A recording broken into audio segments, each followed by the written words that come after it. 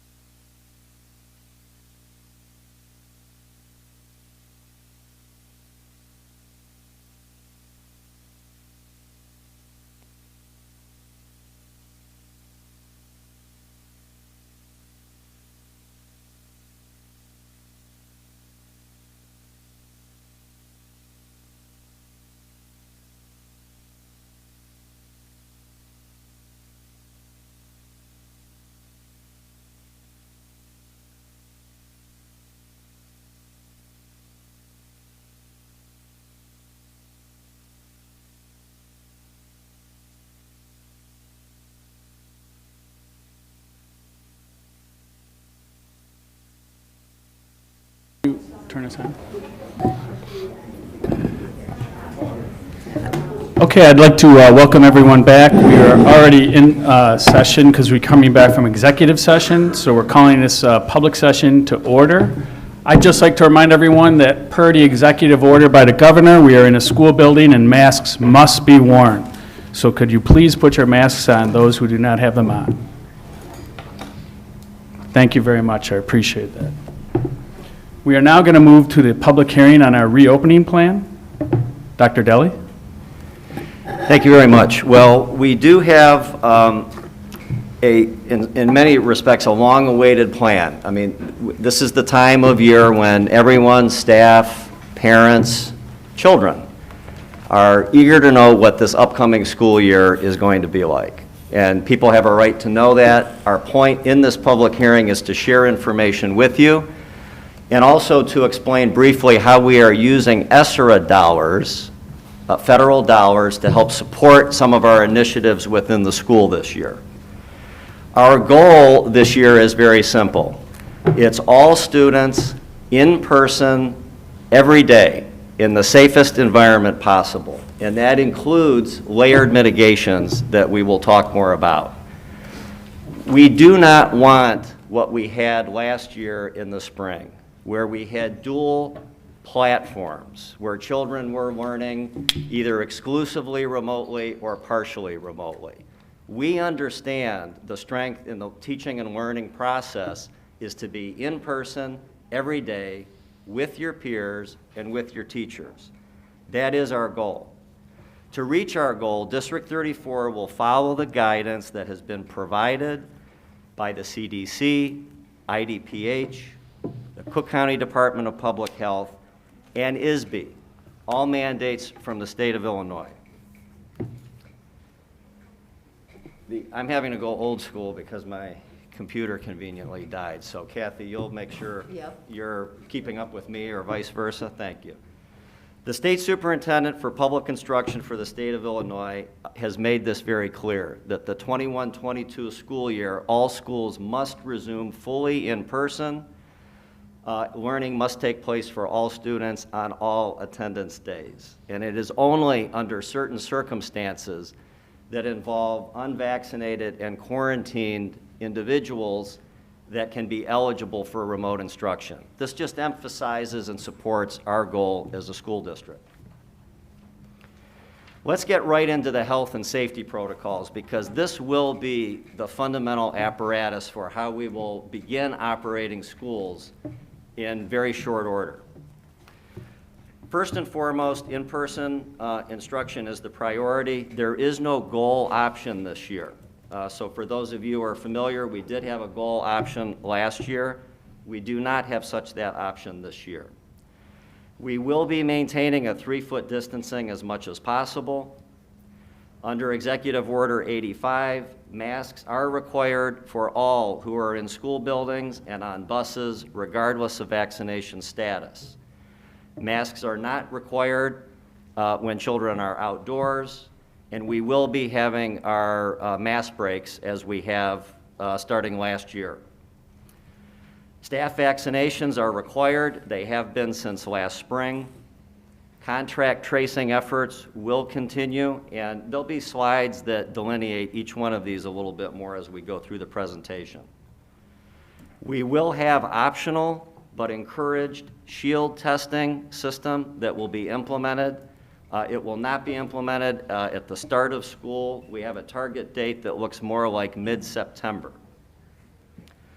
Student proof of vaccination for those who are eligible to be vaccinated will be voluntary. Again, it will be encouraged, and that is primarily to help keep children in the building and not have to be subject to quarantine.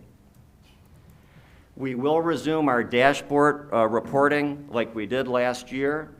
It will include shield testing data as well. Our health offices and infirmaries will remain in their operational structure as they were last year. We will have an RN in each building. Our cleaning protocols, our ventilation protocols will remain the same. We'll review that in some subsequent slides. We will not be doing the self-assessments like you may recall from last year, where there was a daily self-assessment that we were asking parents to complete on behalf of the child.